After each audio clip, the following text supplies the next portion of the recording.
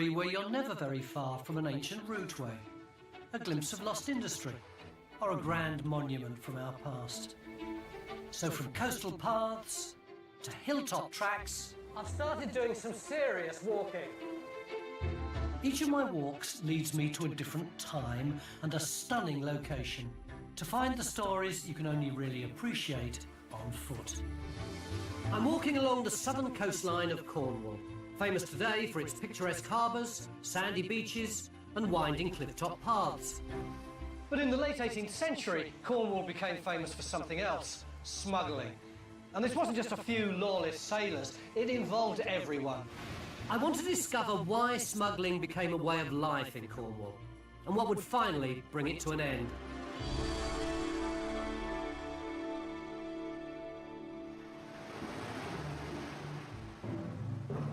For visitors like me, the romantic image of the Cornish smuggler fits perfectly with this stunning coastline. The Southwest Coast Path will be my starting point for this journey through Cornwall's criminal past. In the 18th century, smuggling was so big in Cornwall that half of all the brandy drunk in this country was smuggled in illicitly through this area. It was so huge that the national economy was threatened. I've come here to dig the dirt and discover how this illicit industry actually operated. Starting with the origins of smuggling in the fishing village of Port Wrinkle, day one of this 4-day walk takes me to the fishing port of Looe. Day two, and I'll be heading from Talland to Polperro, where smuggling became big business. Then on to Lantic Bay and Polruan to discover how this illegal trade became part of Cornish culture. From Foy, where I get the boat to Mevagissey, I head into the period of the Napoleonic Wars and the government's crackdown on contraband. Then, continuing round the Roseland Peninsula, the final day of my walk takes me to the smuggler's last hurrah in Port Scatho. Finally, I go on to Falmouth Bay in the 1840s for the end of Cornwall's black market economy. I'm beginning my walk heading into Port Wrinkle, a tiny fishing village 10 miles west of Plymouth. 250 years ago, a massive crime wave hit this stretch of the Cornish coast, and almost everyone in sleepy villages like this became involved in a giant smuggling racket. Astonishingly, they'd ended up living a life of crime because they depended on catching one particular type of fish. Pilchards, known locally as liquid gold and known everywhere else as big sardines. The fortunes of everyone in Port Wrinkle depended on a tiny window of opportunity between the late summer and the early autumn, when shoals of the little fish appeared off that coast. The vast majority of Cornish pilchards were exported to the Mediterranean, and this required tons of salt to preserve them. But in the late 18th century, the pilchard fishermen faced ruin when a series of massive tax rises sent the cost of everyday items rocketing. The tax on tea was 110%. There were 18 different duties on brandy and gin, totalling around about 250%. The tax burden on ordinary people was enormous, but all that was dwarfed by what was happening around here. In order to preserve pilchards, you needed salt, but not just any sort of salt. You needed the really good stuff from Brittany and from Spain. But the tax on that salt reached 40 times the value of the salt itself. Of course, ordinary people couldn't afford to pay that kind of money. The people around here were threatened with starvation. Yet a day or two's sailing away in France and the Channel Islands, salt, and all the other things now subject to massive tax hikes, were a fraction of the price. The scene was set for a smuggling explosion here, or as the locals called it, Cornish free trade. To try and understand how it became a way of life here, I'm calling into the aptly named Smuggler's Cottage to see Margaret Bartlett, whose ancestor great-uncle Harry became Port Wrinkle's most notorious smuggler 200 years ago. What did he smuggle? All sorts of contraband, I suppose, brandy and silk and tea. And Where did he get it from? France. He used to meet a French boat halfway across the channel, and then they would exchange contraband, I suppose, and he'd pay them up. Then he would row and sail back in. Where did he put it? Well, there was a big hole in this passage. Oh, this wasn't an open room? No, there was a passage, Yeah. and they put a lot there. And in one of the back rooms, there was a little hole that I knew as a child, just big enough for a keg of brandy, with a stone slab on the top. What happened to him? Well, we think he might have been caught because some in the family think he was a turncoat and... So he was arrested and then dobbed everyone? We don't really know for sure. Why do you think that? Because he was ostracised, he was sent to Loo. Which is how far away? It's 8 miles by sea from here. So it wasn't the worst punishment in the world, was it? No. Thanks ever so much. Thank you, Tony. Happy journey. Bye. See ya. The high taxes that fishermen like Uncle Harry worked so hard to dodge had been introduced because of something we're all too familiar with today. A massive financial crisis. 250 years ago, thanks to events in America, the national debt had spiralled, the government was desperately short of money, and the cost of living was rocketing. Some things never change, do they? This particular crisis had come about because of the American War of Independence. For 8 years, Britain had fought an expensive war to keep the colonies she relied on for the bulk of her trade. When France and Spain joined in on the American side, Britain lost, and the nation now teetered on the edge of bankruptcy. Leaving Port Wrinkle, my walk takes me up onto the cliff tops and along the southwest coast path. This used to be the main route to my next destination, the fishing port of Loo. Oh. There's like a sauna inside this jacket, which is probably information you don't want to know, but that's the thing about these Cornish walks. You never know what the weather's likely to bring. See those rocks down there? They're called the Brandies, and they're where the smugglers used to hide their contraband offshore so that the revenue couldn't get hold of it. The clue's in the name. The weather seems to have picked up today, but in the 1780s, the economic storm battering Britain put the government in a desperate position. There was no such thing as income tax, so the only way to raise money to pay the national debt was through the high duties that the Cornish smugglers were now avoiding. Hi, Tony. Bit of a schlep up that hill, isn't it? Historian Sam Willis is going to help me get my head round how bad Britain's finances really were.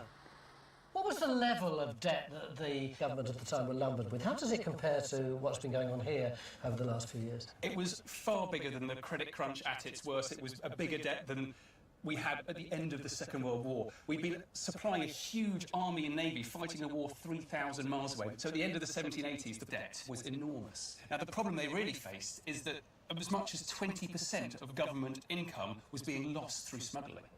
So what did the government do about it? They used the excise men, and they set up the Southwest Coast Path, was a route to enable people to police these beaches. So how would the revenue men have operated? There would have been a handful of men dotted along the coast, but here at Port Wrinkle, the nearest one's 7 miles away up there. So it would have been pretty easy to smuggle with impunity. Very easy, and even if you were spotted, it was almost impossible for people to get the excise men to you before all of the smuggled goods would literally vanish inland. Heading off for Loo, so maybe I'll bump into a revenue man on the way. Good luck, it might search your bag. Walking this remote coastal path, you get a real sense of how hard enforcing the law here must have been. Cornwall is pretty much surrounded entirely by the sea. It's almost an island, and 200 years ago it thought of itself as another country with its own distinct language and culture.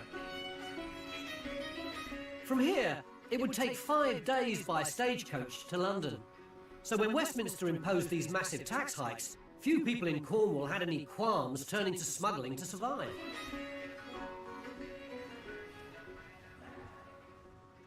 Smuggling in the 18th and 19th century had an incredible impact on our culture. You can see it in our language today. There are phrases like, the coast is clear and above board, a load of them that derive from smuggling. But for me, the most evocative description of the smuggling industry comes from a poet, from Rudyard Kipling, and I can just about recite it from memory because I learnt it for a poetry competition when I was a little boy. If you wake at midnight and hear a horse's feet, don't go drawing back the blinds or looking in the street. Them that asks no questions isn't told a lie. Watch the wall, my darling, when the gentlemen go by. 5 and 20 ponies trotting through the dark, brandy for the parson, baccy for the clerk, laces for the lady, letters for a spy. Watch the wall, my darling, while the gentlemen go by. This stretch of the coast path heading towards Looe is stunning on a warm, sunny afternoon. Back in the 1780s, what had started out as fishermen smuggling to survive quickly became a much bigger enterprise. Everyone realised serious money could be made. Just as I arrive in Looe, so does the rain. I'm here to discover how a big smuggling run would have operated. One man who should know is Mark Bullen. Hello. Hello, Tony. Former customs officer and now a historian. He's taking me to the beach where the smugglers landed their contraband. Probably not the best idea on an afternoon like this. Forget the beach, look, we're going to go down the pub. So we retire to the Jolly Sailor, an infamous smuggler's watering hole. How did smuggling work? How was it organised? Well, it would start with the merchants in France, for example, or the Channel Islands, having goods to sell. English smugglers wanted those goods. So fairly quickly, the merchants would package the goods to be taken across the channel. So, for example, barrels would be strung together in special harnesses. Goods like tea and tobacco would be protected by oilskin coverings in case they came into contact with seawater. How big would these consignments be? A not unusual quantity would be about 500 barrels or half-anchor tubs. Now, a half-anchor was about 4.5 gallons of brandy or gin or rum or whatever. The smuggling lugger was too big to get right into the shore, so she would moor off the shore, and then they would have smaller boats that people would row out and unload as many barrels as they could. If there was a big landing coming up, it wasn't unusual to have as many as 400 or 500 men down on a beach. I love the names of the people who are involved. You've got them on these cigarette cards, haven't you? What's this one? Now, this guy's a tub man. 2 of those could weigh as much as about 100 weight. Here's another job with a special name. Yeah, he's the batsman. They were used wherever the smugglers felt they might be under attack from revenue forces, should they appear. This is my favourite because it's another example of how smuggling parlance has got into our language. The bootlegger. Absolutely, yes. I mean, it was common in those days to wear these really, really big sea boots, which were very wide at the top, and therefore had a lot of space around the leg to actually hide contraband. I suppose that's what bootleg albums are. They're ways of avoiding tax. Absolutely, yeah. It's fascinating, isn't it? This division of labour, all these different jobs in a process like smuggling. No sooner have I dried off and it's time to get wet again. I'm walking 4 miles to my last stop of the day, Talland. I'm off to see how this burgeoning black market economy would draw in some unlikely participants. The coast certainly looks dramatic in this weather.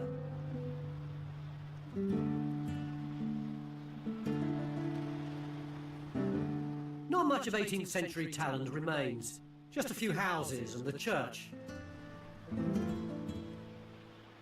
It is pretty spooky, isn't it? In the 18th century, they used to say that the Reverend Doidge, who was the vicar here, could summon up spirits. Although the reality is the only spirits around here were the ones that were being smuggled in. Even the vicar was at it. But I want to know who was behind it.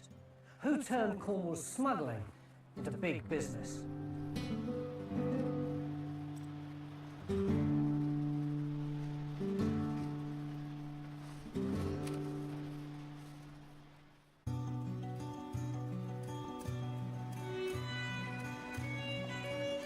Day 2 of my walk along the edge of southern Cornwall. After a night in Talland, I've reached a gloriously sunny Talland Bay on my quest to reveal the secrets of the county's smuggling past. I'm heading for Polperro, which 250 years ago became the centre of one of Britain's biggest ever smuggling rackets. I'm off to discover who the brains behind it were.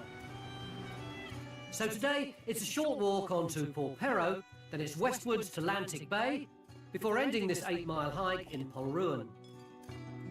In 1783, the government was forced out as a consequence of the loss of the American War of Independence. With the economy in tatters, a hastily formed coalition took over to try and stop Britain from going bust, and its head was the youngest Prime Minister in our history. stopping smuggling became the #1 priority of the ridiculously young new Prime Minister, William Pitt. He was 24 years old. In 1784, he managed to persuade Parliament to cut the tax on tea, and almost overnight, tea smuggling around here dried up, tea sales tripled, and the government was quids in because of all the tax revenue it made. But changes like this took time to work, and Pitt was forced to throw his plans for financial reform out of the window, overtaken by events on the other side of the Channel. In 1789, the French Revolution led to crisis in Europe, when the new republic tried to overthrow the neighbouring monarchies. Within 4 years, revolutionary France declared war on Britain. The government now needed huge amounts of cash, and fast, to pay the troops. Sky-high taxes would have to go even higher, but that just pushed up the demand for cheap smuggled imports from France and the Channel Islands. For the people of Polperro, the conflict would present the chance to transform smuggling into a really big business. No one was ever able to find out who'd been behind Polperro's move into 18th century big-time crime until a local historian found an old tin box, and inside it there were loads of letters and accounts which detailed the village's smuggling activities. It also revealed the man who'd been able to make the whole thing possible. His name was Zephaniah Job, otherwise known as the smuggler's banker. Job started out doing the books for the fishermen turned smugglers here, but he soon took over and began masterminding Polperro's transformation from sleepy fishing village to the centre of a vast international smuggling syndicate.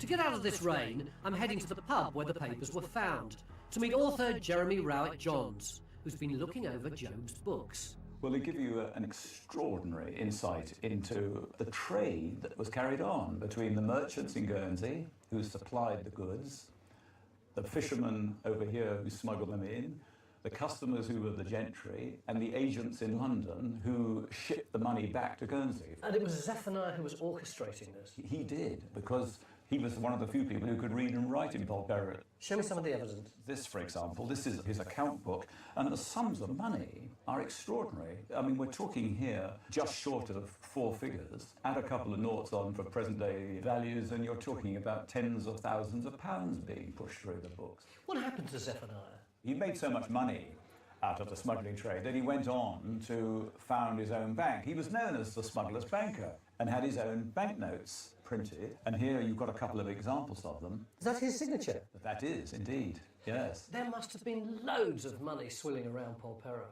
They were making serious sums of money. What did they do with it? A lot of it was invested back into bigger and better boats. There was a smuggling vessel that was owned by people in Polperro here and crewed by Polperro men called the Lottery. Not unlike this vessel here, for example. In fact, this is an artist's impression of what the Lottery is. I mean, you can see it's got quite a substantial crew. It's armed and built for speed. They had to run the gauntlet of the revenue men across the channel. This one looks fantastically dramatic, Yes. doesn't it? Well, that's it. It got involved in a tragic incident where it was caught red-handed unloading goods near Plymouth. There was a standoff. A customs officer was rowing out to apprehend it. Oh yes, you can see a gun there, can't you? Shot is being fired Yeah. that kills one of the oarsmen. Yeah. And the Lottery then escapes. Did Zephaniah get fingered for this? No. Nobody ever fingered Zephaniah. He was a clever man. The really bad guys never get their just desserts, do they? But I don't think anybody in Polperro thought of him as a bad guy. But no, he never got caught. That's so fascinating. Thanks ever so much.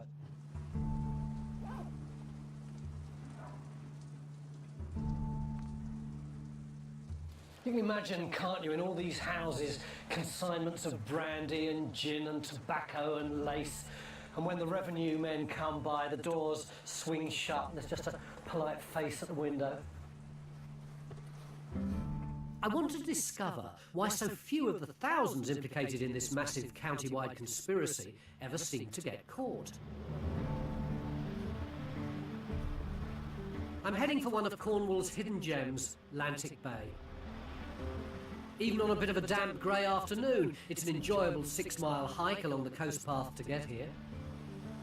200 years ago, Atlantic Bay's secluded beach was the scene of a dramatic smuggling bust.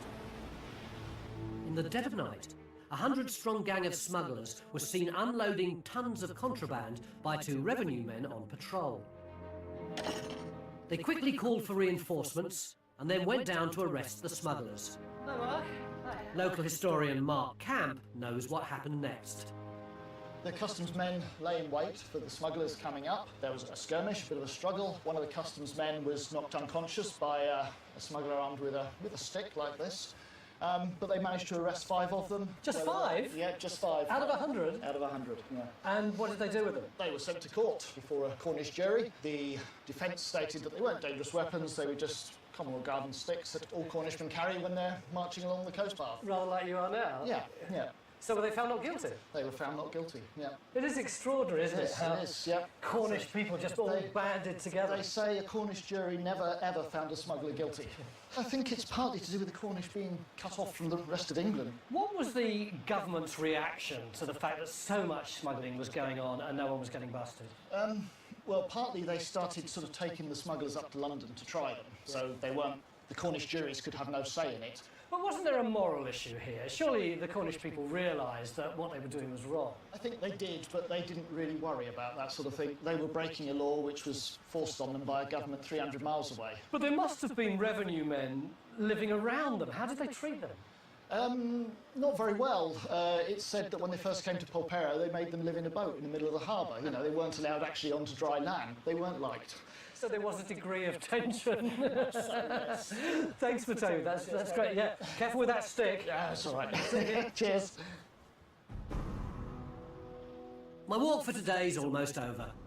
From Atlantic Bay, it's 1.5 miles along the coast path to Polruan, my stop for the night. It really has struck me today just how ingrained smuggling had become in Cornish culture.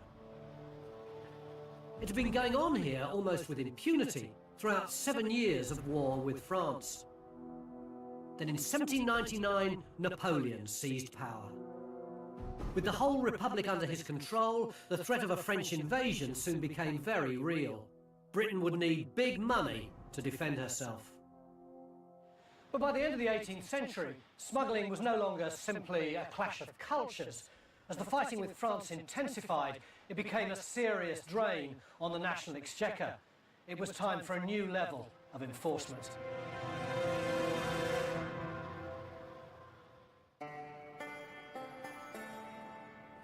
Day 3, and it's back on with my boots for my next step into the smuggling history of Cornwall. Today, my journey is taking me into the 19th century and the period of the Napoleonic Wars. I'll be heading by boat to the smuggling hotspots of Foy and Mevagissey to explore how, under threat of a French invasion, the government desperately tried to put the brakes on Cornwall's runaway black market economy.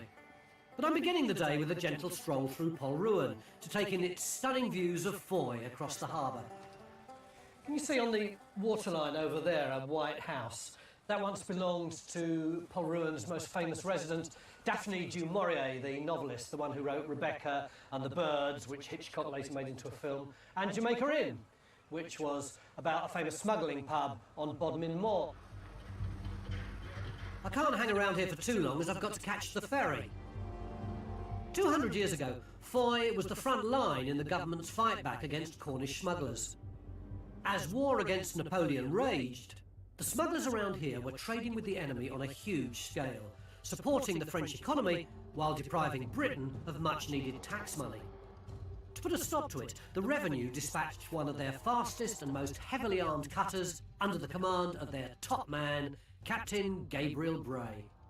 His orders were hunt down the smugglers, capture them, or kill them.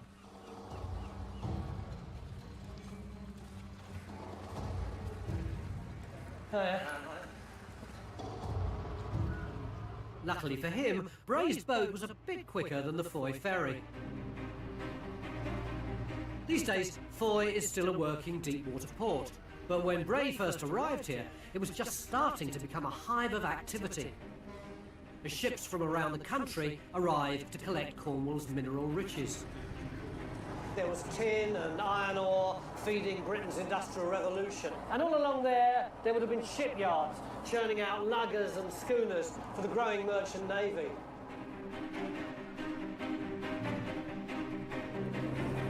Thank you. Although there were now lots of legitimate jobs here, smuggling was still a big part of life and the economy of Foy. And they're still proud of their smuggling heritage today. For instance, this pub isn't named after the real King of Prussia, but after an 18th century Cornish smuggler who looked a bit like the King of Prussia. That's the kind of person that Foy wanted to celebrate. So you can imagine how shocked and horrified the people here would have been when they realised that Captain Bray and his state-of-the-art revenue cutter were about to be stationed slap bang in the middle of their harbour. Bray had already earned a fearsome reputation fighting smugglers in Kent. Good to see you. Historian Steve Butler has got the Revenue Service Silver Cup that proves it. Why did he get a cup? Because of an incident that happened off the Port of Deal in Kent. There's a fight on board a smuggler's vessel, and in the ensuing fight, Bray practically removes the head of the smuggler with a swipe of his cutlass. And this is a cutlass like the one that he would have used? Yes, something very, very similar. Everybody was armed, heavily armed, so it's very likely it could have been used by a customs officer. Equally likely it could have been used by a smuggler, maybe abandoned on the roadside. And both sides might have had something like this? Yeah. Flintlock pistol. That was standard issue. What's this mean? This is a dagger which was found in a Cornish cave that was used for hiding goods. What it does show is really quite how serious the battles must have been between the smugglers and the revenue. Oh, yes.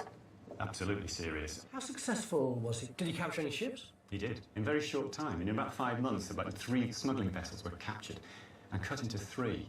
And their timbers auctioned off on the slipway. And eventually, he found the lottery. From Polperro? Yes. The lottery was a key smuggling vessel. An earlier event had resulted in the death of a customs officer, and Bray went in pursuit. And this chase goes on through the night. It goes on for about 24 hours. At some point, they're becalmed, the sun starts to come up, and they realise they're only about 100 metres apart.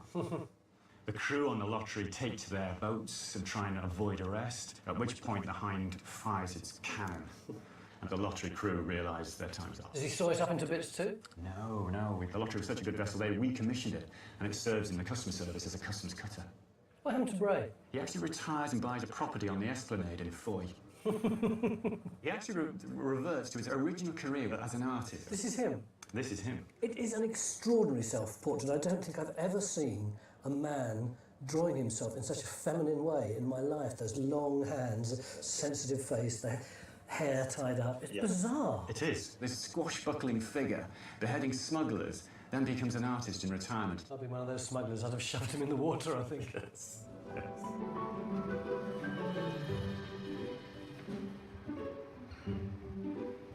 This is the Esplanade where Bray retired to.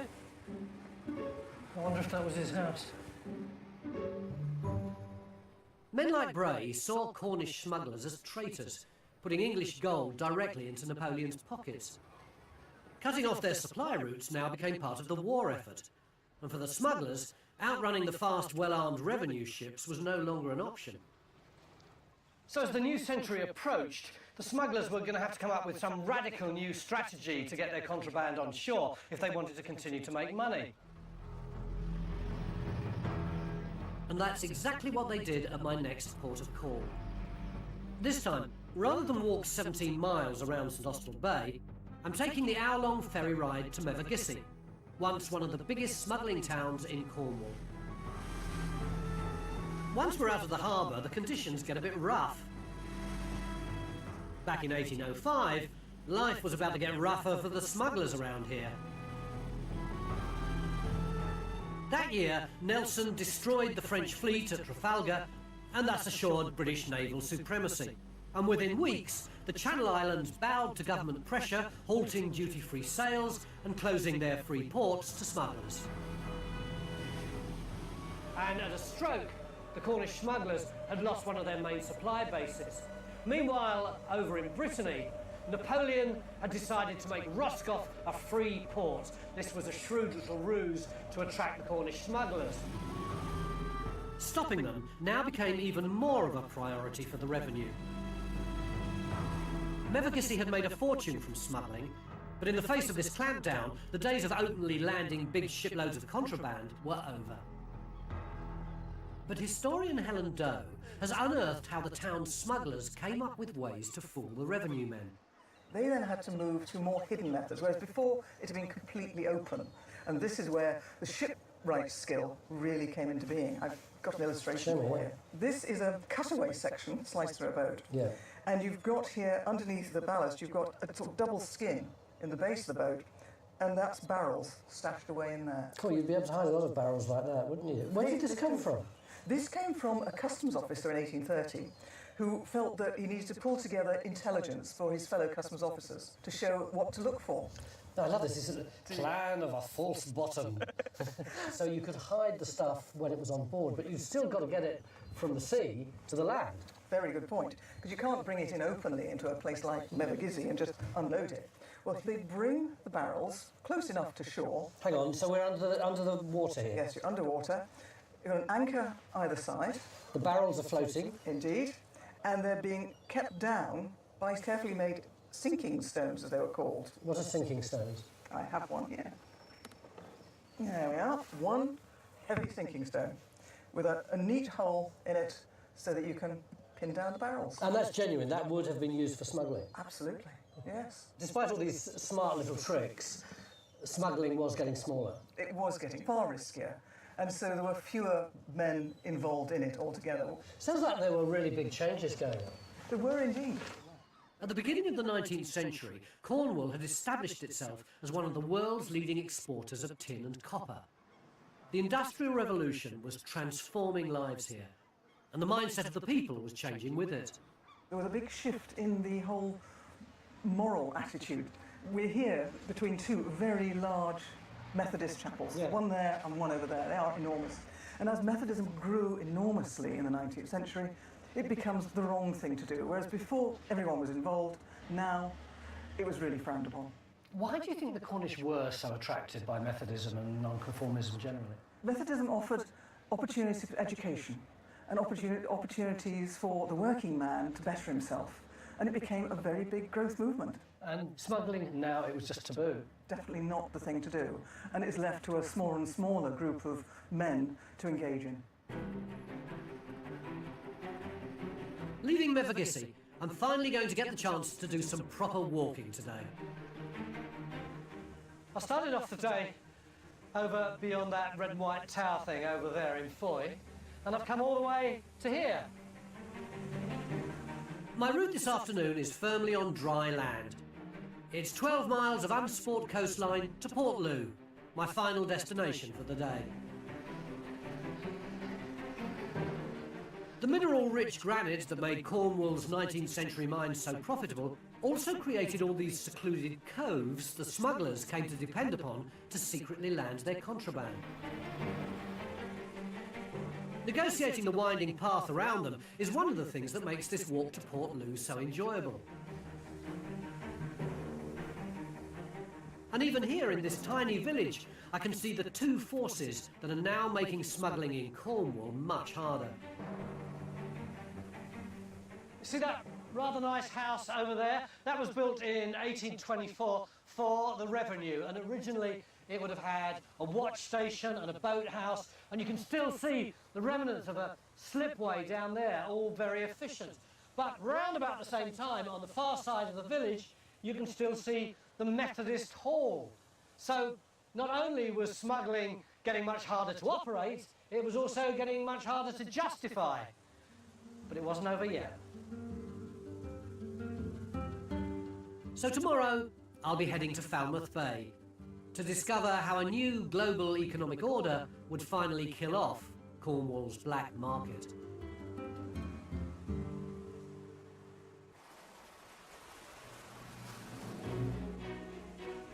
I'm beginning the final day of my walk through Cornwall, heading into the dying days of smuggling here. At the start of the 19th century, the cost of the Napoleonic Wars had forced the government to crack down on Cornish smugglers, while the rise of Methodism here was increasingly making it socially unacceptable. The political and moral tide may be turning against them, but a small number of hardcore smugglers around here refused to give up.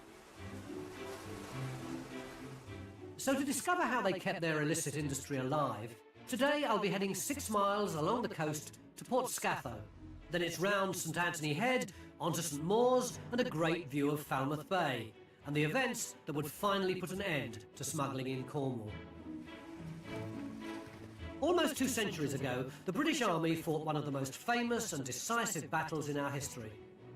And the outcome had a profound effect on life along this remote stretch of coastline. Wellington's victory over the French at Waterloo in 1815 was a black day for Cornwall's black market economy. After 20 years of constant fighting, peace had been declared and 300,000 soldiers and sailors came home. Pretty soon, this coastal path, that little town out there, the sea, they were all being patrolled by a brand new battle-hardened customs force. In 1822, bolstered by veterans of the Napoleonic Wars, the various branches of the revenue were amalgamated to form the Coast Guard Service. Suddenly, the smugglers found themselves confronted by well-paid, well-equipped professionals, determined to put them out of business for good. It's a 3-hour stroll round the Roseland Peninsula to reach Port Scatho, my first port of call of the day.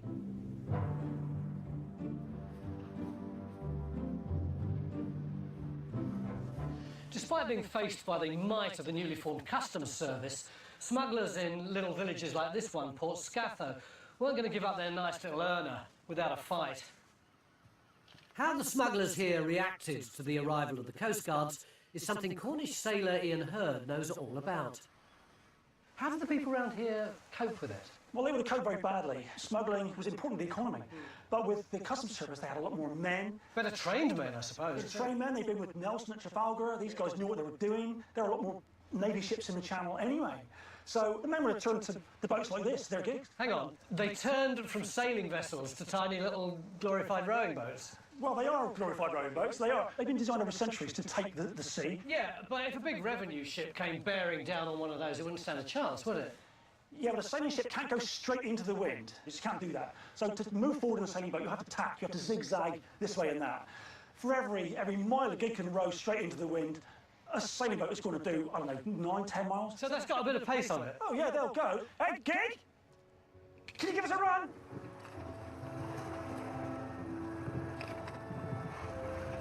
How far would they have gone in one of those things to do their smuggling? They would have gone out into this channel to meet ships coming up and drop cargo over the side, contraband.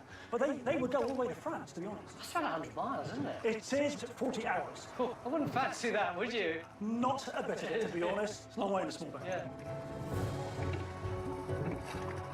How often would they do this? A gig called the Bonnet in the Scillies is known to have gone to France 25 times.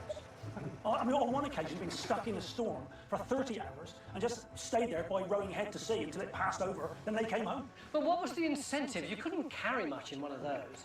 Well, you carry a small cargo of high-value stuff, silk, lace, tobacco. They're small packages you could sell quickly, but worth a lot of money. They can go a long way very quickly. And you still do gig racing today? It's very, very popular. It's a huge sport today. Well, I'm going to go round to Falmouth now. Cheers, mate. Bye. See ya. Looking at that tiny gig, you can see why smuggling wasn't just becoming riskier. It must have been hard and dangerous work. Whereas once whole villages would openly carry vast shiploads of contraband off the beaches, by the end of the Napoleonic Wars, smuggling had been reduced to rowing small boats across the Channel. I'm heading to Falmouth Bay to see how this new era of peace would finally put an end to Cornish smuggling.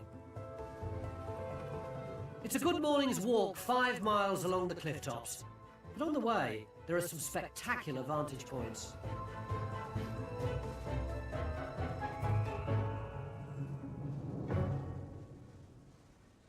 This is St Anthony's Head, and all this concrete is the site of a massive battery gun which was part of our Second World War defences. But on the self-same site, during the Napoleonic Wars, there was another gun here to defend Falmouth, which is just over there, from the French.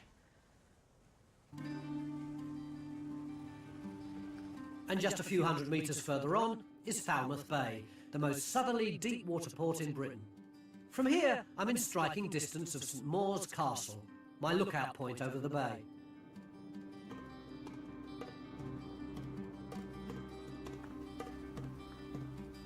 To get there, I need to make one last ferry trip across Place Creek. There. So there's just about room. For centuries, Britain's economy had been geared for war, and this had created the high taxes that had made Cornish smuggling so profitable. But by the 1830s, this was beginning to change. Thank you.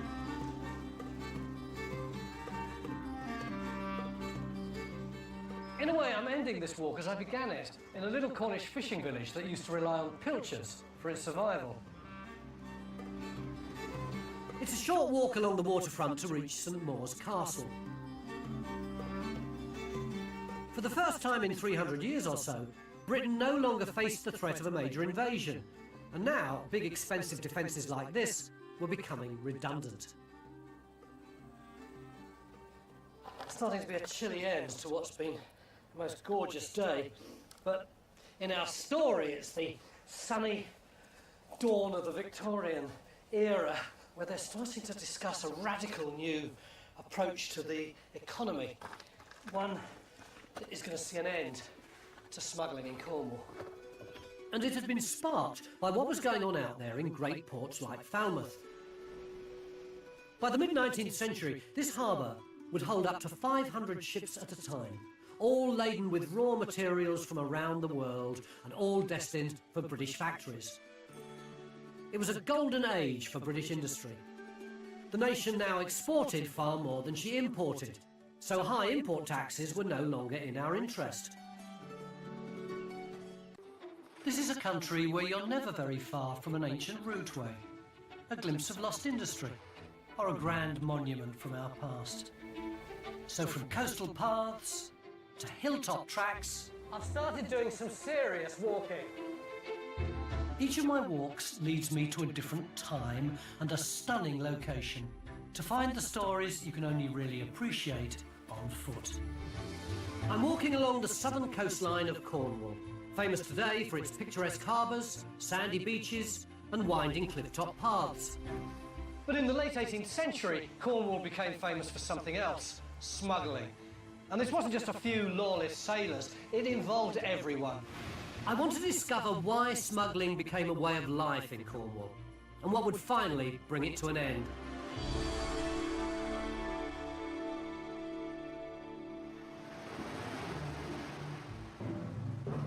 For visitors like me, the romantic image of the Cornish smuggler fits perfectly with this stunning coastline.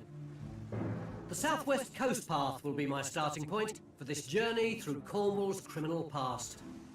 In the 18th century, smuggling was so big in Cornwall that half of all the brandy drunk in this country was smuggled in illicitly through this area. It was so huge that the national economy was threatened. I've come here to dig the dirt and discover how this illicit industry actually operated. Starting with the origins of smuggling in the fishing village of Port Wrinkle, day one of this 4-day walk takes me to the fishing port of Looe. Day two, and I'll be heading from Talland to Polperro, where smuggling became big business. Then on to Lantic Bay and Polruan to discover how this illegal trade became part of Cornish culture. From Foy, where I get the boat to Mevagissey, I head into the period of the Napoleonic Wars and the government's crackdown on contraband. Then, continuing round the Roseland Peninsula, the final day of my walk takes me to the smuggler's last hurrah in Port Scatho. Finally, I go on to Falmouth Bay in the 1840s for the end of Cornwall's black market economy. I'm beginning my walk heading into Port Wrinkle, a tiny fishing village 10 miles west of Plymouth. 250 years ago, a massive crime wave hit this stretch of the Cornish coast, and almost everyone in sleepy villages like this became involved in a giant smuggling racket. Astonishingly, they'd ended up living a life of crime because they depended on catching one particular type of fish. Pilchards, known locally as liquid gold and known everywhere else as big sardines. The fortunes of everyone in Port Wrinkle depended on a tiny window of opportunity between the late summer and the early autumn, when shoals of the little fish appeared off that coast. The vast majority of Cornish pilchards were exported to the Mediterranean, and this required tons of salt to preserve them. But in the late 18th century, the pilchard fishermen faced ruin when a series of massive tax rises sent the cost of everyday items rocketing. The tax on tea was 110%. There were 18 different duties on brandy and gin, totalling around about 250%. The tax burden on ordinary people was enormous, but all that was dwarfed by what was happening around here. In order to preserve pilchards, you needed salt, but not just any sort of salt. You needed the really good stuff from Brittany and from Spain. But the tax on that salt reached 40 times the value of the salt itself. Of course, ordinary people couldn't afford to pay that kind of money. The people around here were threatened with starvation. Yet a day or two's sailing away in France and the Channel Islands, salt, and all the other things now subject to massive tax hikes, were a fraction of the price. The scene was set for a smuggling explosion here, or as the locals called it, Cornish free trade. To try and understand how it became a way of life here, I'm calling into the aptly named Smuggler's Cottage to see Margaret Bartlett, whose ancestor great-uncle Harry became Port Wrinkle's most notorious smuggler 200 years ago. What did he smuggle? All sorts of contraband, I suppose, brandy and silk and tea and... Where did he get it from? France. He used to meet a French boat halfway across the channel, and then they would exchange contraband, I suppose, and he'd pay them up. Then he would row and sail back in. Where did he put it? Well, there was a big hole in this passage. Oh, this wasn't an open room? No, there was a passage. Yeah. And they put a lot there. And in one of the back rooms, there was a little hole that I knew as a child, just big enough for a keg of brandy, with a stone slab on the top. What happened to him? Well, we think he might have been caught because some in the family think he was a turncoat and... So he was arrested and then dobbed everyone... Well, we don't really know for sure. Why do you think that? Because he was ostracised, he was sent to Loo. Which is how far away? It's 8 miles by sea from here. So it wasn't the worst punishment in the world, was it? No. Thanks ever so much. Thank you, Tony. Happy journey. Bye. See ya. The high taxes that fishermen like Uncle Harry worked so hard to dodge had been introduced because of something we're all too familiar with today. A massive financial crisis. 250 years ago, thanks to events in America, the national debt had spiralled, the government was desperately short of money, and the cost of living was rocketing. Some things never change, do they? This particular crisis had come about because of the American War of Independence. For 8 years, Britain had fought an expensive war to keep the colonies she relied on for the bulk of her trade. When France and Spain joined in on the American side, Britain lost, and the nation now teetered on the edge of bankruptcy. Leaving Port Wrinkle, my walk takes me up onto the cliff tops and along the southwest coast path. This used to be the main route to my next destination, the fishing port of Loo. Oh. There's like a sauna inside this jacket, which is probably information you don't want to know, but that's the thing about these Cornish walks. You never know what the weather's likely to bring. See those rocks down there? They're called the Brandies, and they're where the smugglers used to hide their contraband offshore so that the revenue couldn't get hold of it. The clue's in the name. The weather seems to have picked up today, but in the 1780s, the economic storm battering Britain put the government in a desperate position. There was no such thing as income tax, so the only way to raise money to pay the national debt was through the high duties that the Cornish smugglers were now avoiding. Hi, Tony. Bit of a schlep up that hill, isn't it? Historian Sam Willis is going to help me get my head round how bad Britain's finances really were. What was the level of debt that the government at the time were lumbered with? How does it compare to what's been going on here over the last few years? It was far bigger than the credit crunch at its worst. It was a bigger debt than we had at the end of the Second World War. We'd been supplying a huge army and navy fighting a war 3,000 miles away. So at the end of the 1780s, the debt was enormous. Now, the problem they really faced is that as much as 20% of government income was being lost through smuggling. So what did the government do about it? They used the excise men, and they set up the South West Coast Path, was a route to enable people to police these beaches. So how would the